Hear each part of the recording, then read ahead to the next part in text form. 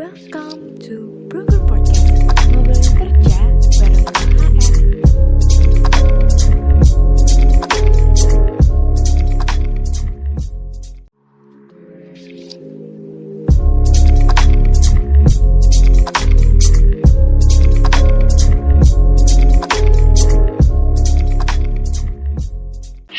Halo Sobat Hero, welcome back to Broker Podcast, tempatnya kamu cari informasi seputar pekerjaan. Dan broker kali ini masih sama aku Vira dan ada Kak Abida Syokina dari teman bisnis. Saya lagi dong Kak. Halo Vira, halo teman-teman Sobat Hero. Oke. Nah, aku mau ingetin sedikit nih buat Sobat Hero, di episode sebelumnya kita udah ngebahas seputar CEO dan co-founder dari teman bisnis bareng Kak Abida. Nah, sekarang kita bakal ngebahas tentang topik yang berbeda ya, tentunya masih seru juga. Kita bakal ngebahas seputar bisnis finance. Buat kamu nih Sobat Hero yang tertarik dalam hal bisnis finance, wajib banget ya dengerin sampai selesai. Oke, Kak Abida, masih semangat ya? Iya, semangat teman-teman Sobat Hero. Oke. Nah, ngomongin soal keuangan bisnis nih Kak, sesuai sama topik kita hari ini ya. Pasti nggak akan jauh dari yang namanya mengelola keuangan. Nah, ada beberapa hal yang pengen aku tahu nih, dan mungkin Sobat Hero yang lagi dengerin pun juga pengen tahu. Nah, menurut Kak Abida nih, apa sih definisi dari manajemen keuangan, khususnya manajemen keuangan dalam hal bisnis? Oke, wah menarik banget nih pertanyaannya. Ya, jadi yang namanya bisnis ya Vira, itu kan sebenarnya pada akhirnya tuh berujung pada pengelolaan keuangan ya. Karena kan kita misalnya nih, meningkatin marketing, terus kita kelola SDM kita dengan baik, terus kayak gitu kita maintain customer kita, misal kayak gitu. Ya ujung-ujungnya kita dapat Betul. revenue dan profit gitu kan. Jadi memang apa sih yang disebut dengan definisi manajemen gitu ya, mengelola keuangan bisnis, itu adalah bagaimana nih dari awal kita membentuk sebuah bisnis, entah itu bisnisnya masih kecil lah, pokoknya intinya jangan lihat ukurannya gitu ya.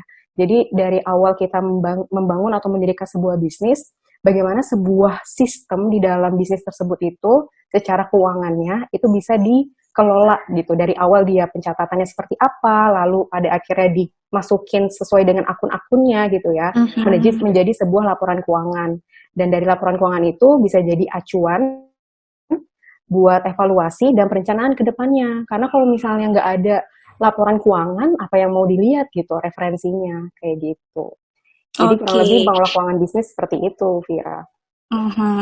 Jadi pengelola keuangan bisnis itu penting banget ya kan Kak. Nah kalau misalnya kita nggak mengelola keuangan bisnis kita secara baik gitu. Nah dampak yang bakal kita dapatkan itu apa sih kalau kita nggak mengelola keuangan bisnis dengan baik? Iya, jadi sebenarnya banyak sih ya dampaknya gitu ya.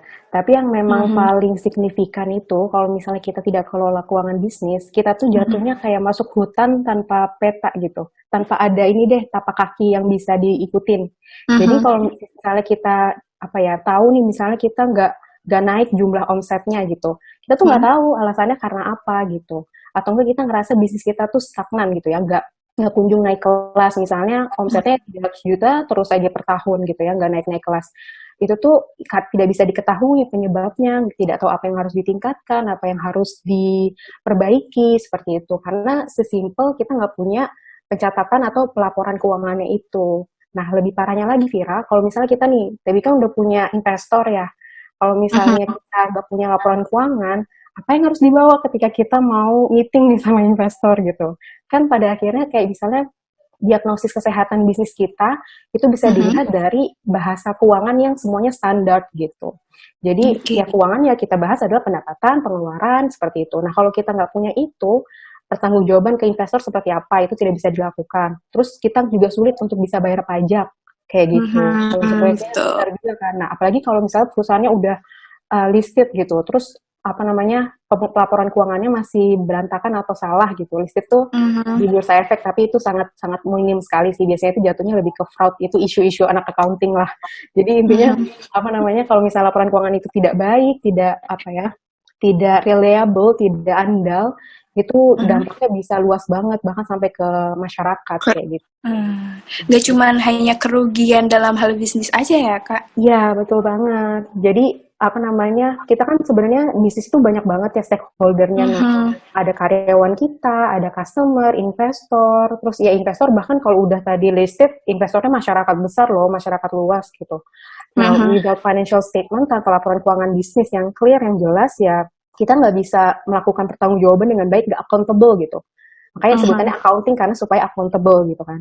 Nah, sebenarnya kalau untuk SME atau small business, small medium enterprise kayak UMKM lah bahasanya ya, urgensi atau kepentingannya apa dong? Kan dia nggak ada investor misalnya, bisnis sendiri gitu.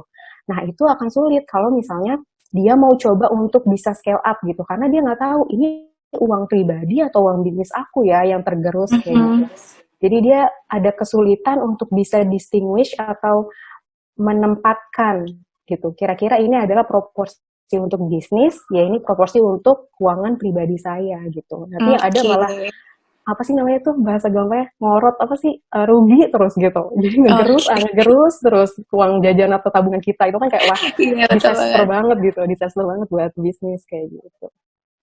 Oke.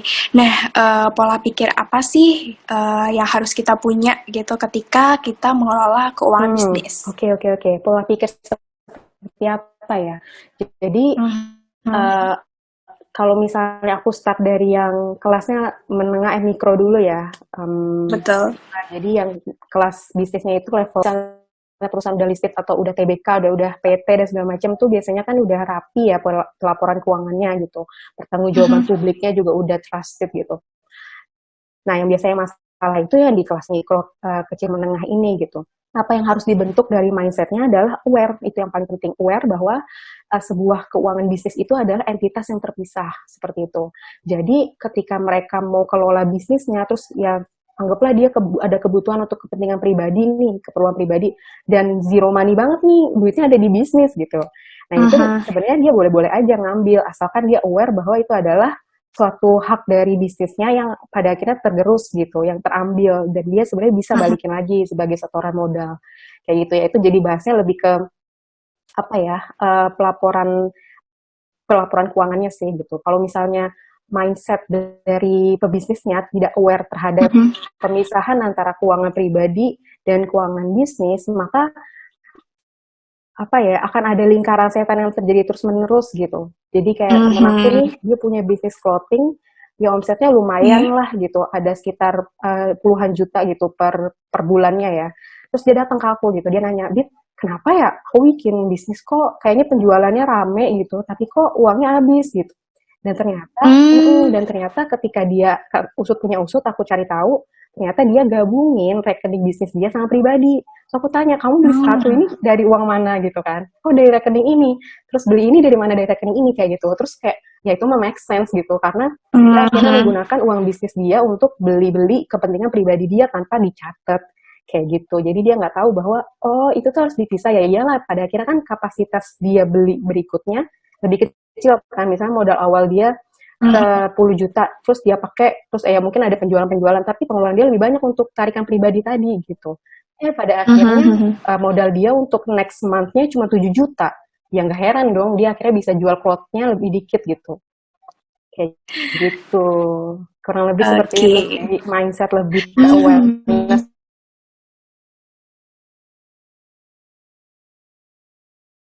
Menurut Kak Abida ini benar atau enggak, kita tuh harus mengelola keuangan pribadi dulu, baru bisa mengelola keuangan bisnis. Nah, apa tuh alasannya? Wah, menarik, menarik. Ini kritis banget sih pertanyaannya, Vira. Kalau aku sih, in my humble opinion tuh sebenarnya nggak ada pakem khusus ya untuk ini gitu. Karena akuntan yang baik, yang dianggap paham keuangan, tahu cara kelola pun Mhm. begitu ya, pebisnis kayak contoh temanku tadi, itu tuh ya mungkin ada keuangan pribadi dia ya rapi-rapi aja, dia bisa penuhi kebutuhannya dia bahkan bisa beli barang-barang tersier kayak gitu. Tapi ya dia akhirnya ngorbanin keuangan bisnisnya dia gitu. Sebenarnya nggak ada pakem tertentu. Tapi memang poinku relate ke poin sebelumnya sih, Vira. Jadi keuangan itu harus dikelola dengan baik, dicatat, dan tentunya tadi ya lebih advance-nya punya laporan keuangan. Tentunya kan tadi karena bisnis kita punya banyak stakeholder lain ya. Kalau keuangan pribadi kan siapa sih penanggung jawabnya, siapa sih apa namanya orang yang kita report ya diri sendiri sebenarnya kan, Mhm, kecuali kalau betul. punya gitu, kecuali kalau rumah tangga mungkin ke suami kayak gitu-gitu. Nah, jadi once dia udah paham nih, anggaplah gini, dia udah paham, oh kelola keuangan pribadi itu harus Mhm, rapi ya gitu. Once dia jadi pebisnis, dia akan punya intuisi nih. Ya juga ya, selama ini keuangan pribadi aja aku catat gitu, aku mhm. rapiin, aku tahu kelola dan aku budgetingnya oke gitu. Bisnis berarti harus lebih advance. Nah, sebaliknya gitu juga harusnya ketika dia jadi accountant yang baik, dia tahu cara ngitung Mhm. yang baik dalam keuangan bisnis, harusnya rapi juga secara keuangan. Jadi titik poinnya lebih ke awareness itu tadi sih. Bagaimana dia internalize apa ya pemahaman bahwa keuangan itu harus dikelola dengan baik. Kayak gitu sih kalau di poin aku sih, Vira. Mmm, berarti, memiliki pola pikir yang awareness, terus kita juga harus bisa, apa nih namanya, membedakan antara keuangan pribadi dan keuangan bisnis itu juga penting banget ya, Kak, ya? Yap, betul banget. Dan memang secara pengelolaannya berbeda antara bisnis Mhm, dan personal ya. That's why waktu di approach sama teman-teman ruang HR, aku mhm, lebih aku prefer untuk ambil yang bisnis karena aku lebih ngerasa apa ya confident aja ambil itu. Karena personal oke tuh ada sendiri dan lebih unik gitu. Karena oke, masing-masing manusia kan beda-beda. iya. Kayak gitu. Nah, sebenarnya nih, Kak, tahapan-tahapan, yang paling basic dalam mengelola keuangan itu apa aja sih? Oke oke, menarik nih. Ini tuh sebenarnya apa ya, biasanya kalau aku ngisi seminar tuh habis 2 jam nih buat jelasin ini.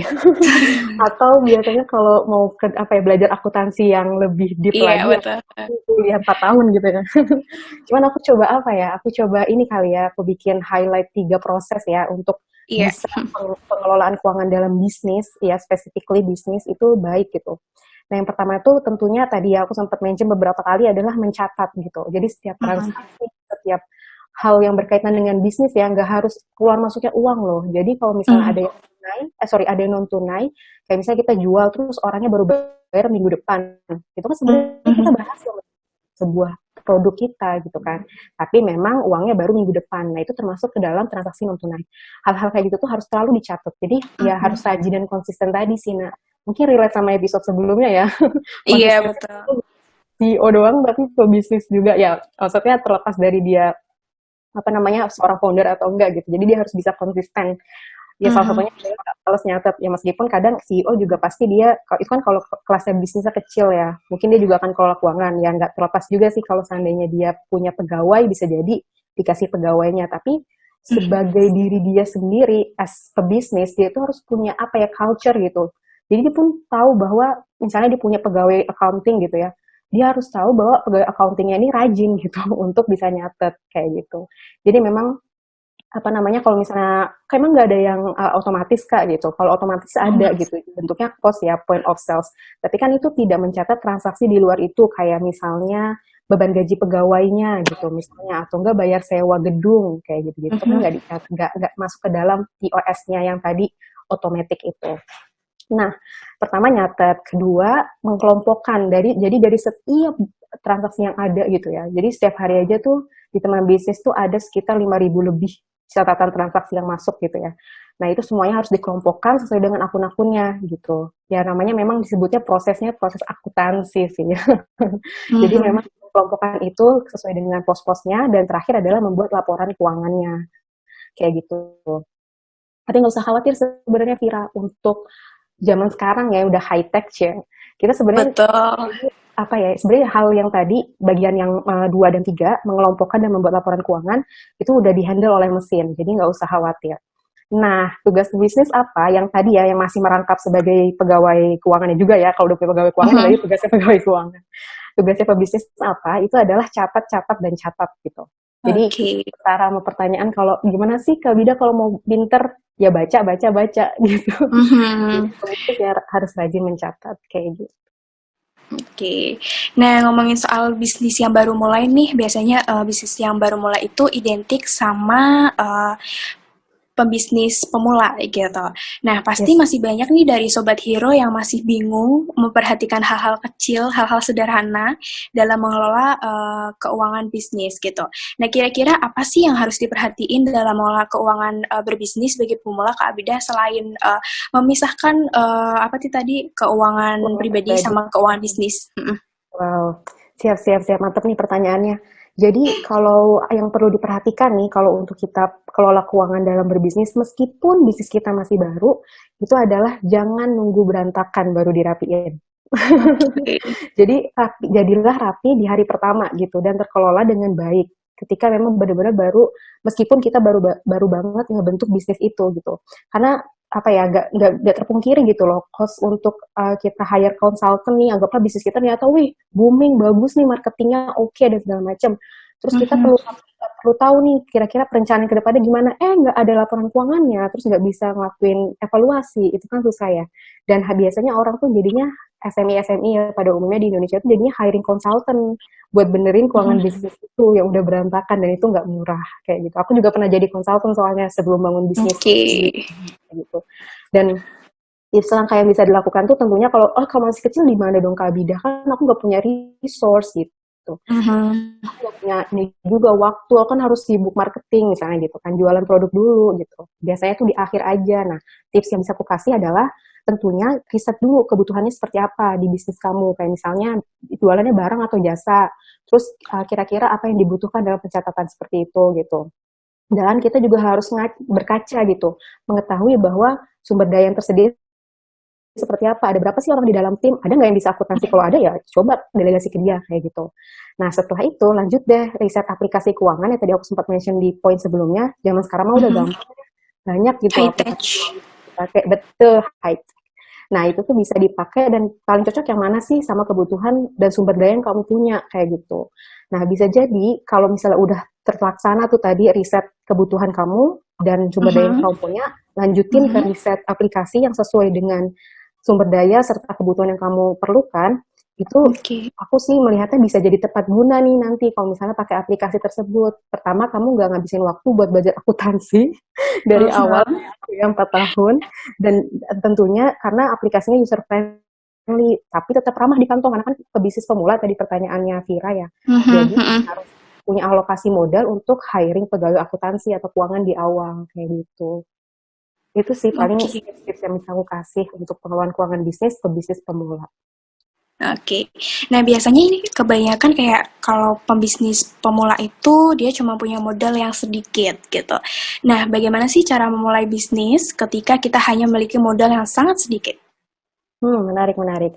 Sebenarnya gini, aku setuju dengan konsep start from small ya.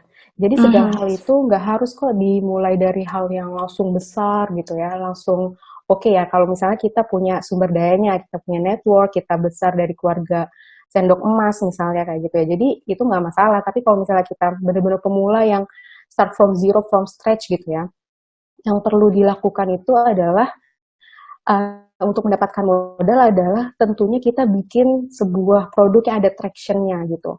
Jadi kan Oke. tadi kalau aku mention, kalau teman-teman dengerin podcast yang episode sebelumnya kan tentunya bikin tim ya. Tim itu Mhm. bisa jadi salah satu credentials bagi calon investor untuk naruh uangnya di kalian. Karena kan siapa sih yang bisa dipercaya produknya belum ada, customer masih belum ada, jatuhnya kan user ya, Mhm. user kan nggak berbayar nih Vira. Mhm. Jadi itu nggak bisa ya itu bisa dianggap sebagai traction sih, udah dapat berapa user dalam sebulan, kayak gitu tuh bisa diukur. Tapi sebenarnya nggak ada revenue-nya gitu kan, karena belum ada customer, belum convert as customer gitu. Mhm. Nah, jadi as a team itu bisa jadi credentials bagi para investor untuk percaya, oh ini orang ini punya background yang memang relevan dengan produk yang dikembangkan. Dia punya sekian tahun pengalaman. Terus begitu apa namanya, dia punya mentor, itu juga penting ya. Jadi kayak itu bisa jadi salah satu apa ya, leverage gitu. Oh dia itu mungkin memang masih muda nih, baru lulus misalnya fresh graduate, tapi mentor dia nggak main-main loh, lulus apa namanya, pensiunan muda dari sebuah perusahaan telekomunikasi yang besar, pasti kan dia punya banyak Mhm. pengalaman gitu misalnya. Mhm.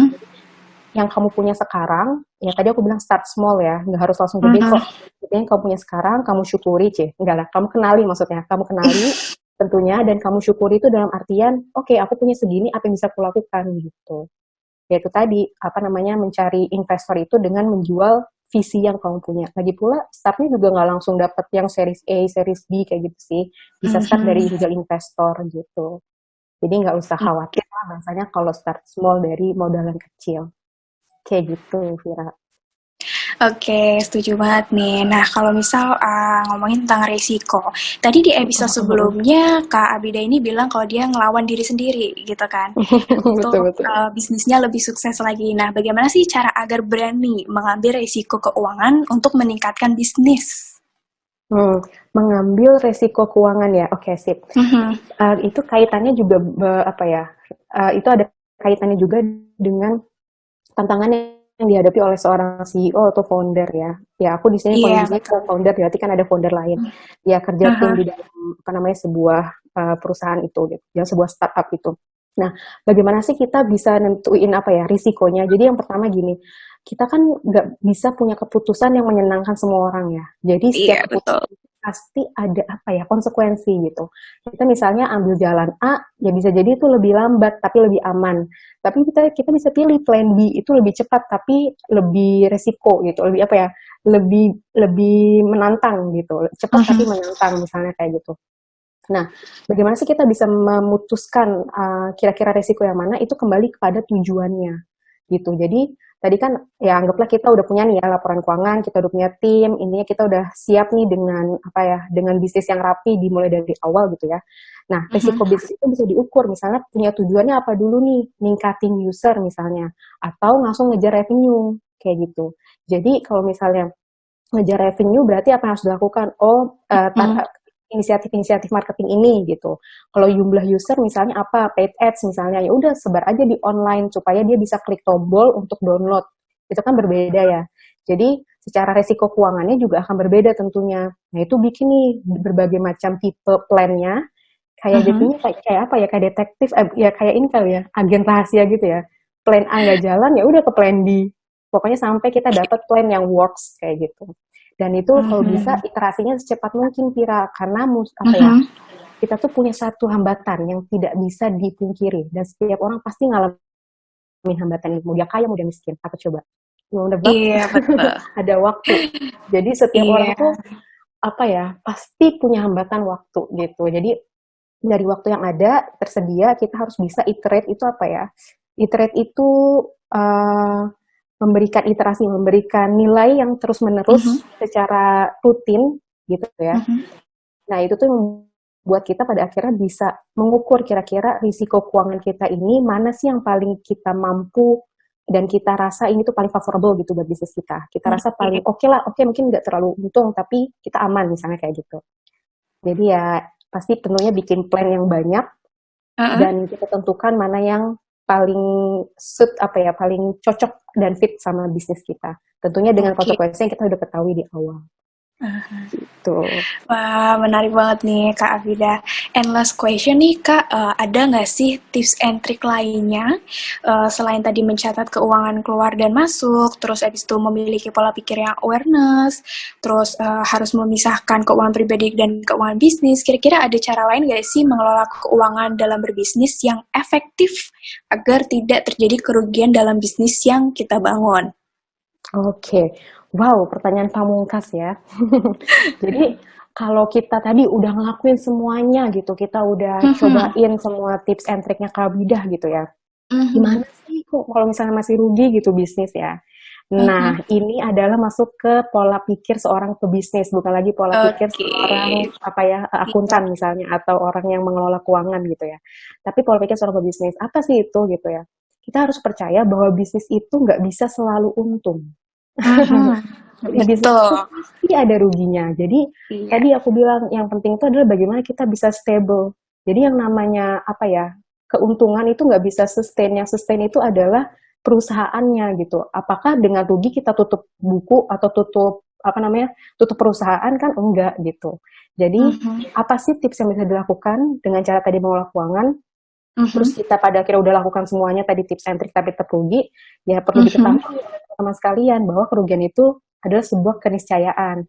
Nah, Eee, apalagi kalau misalnya kondisinya yang tidak bisa kita kontrol ya Vira, kayak pandemi kayak gitu. Itu kan suatu hal yang kita nggak bisa kontrol loh. Tiba-tiba ada mhm. pandemi, terus ya udah turun deh semua revenue misalnya gitu ya.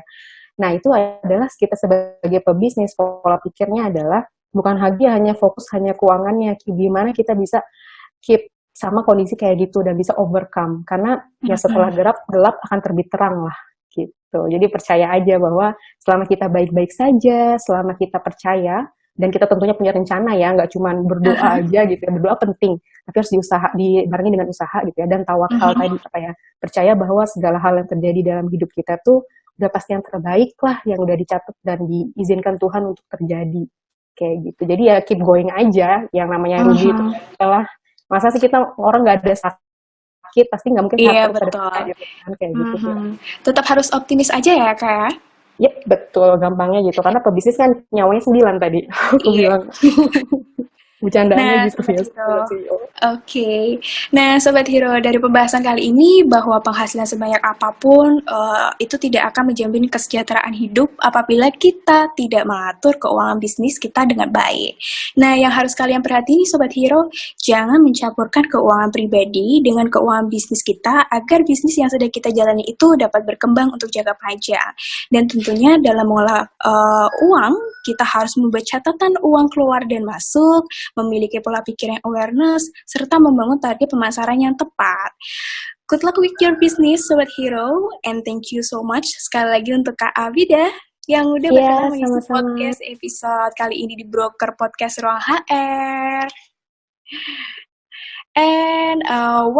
Gimana nih Sobat Hero? Seru banget kan pembahasan kita kali ini. Terima kasih untuk Sobat Hero yang udah dengerin Broker Podcast dari awal sampai akhir. Dan buat Sobat Hero yang pengen tahu seputar dunia kerja lainnya, tenang aja, Broker Podcast bakal ada tiap minggu ya.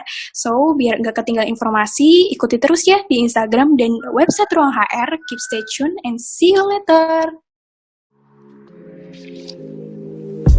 Cari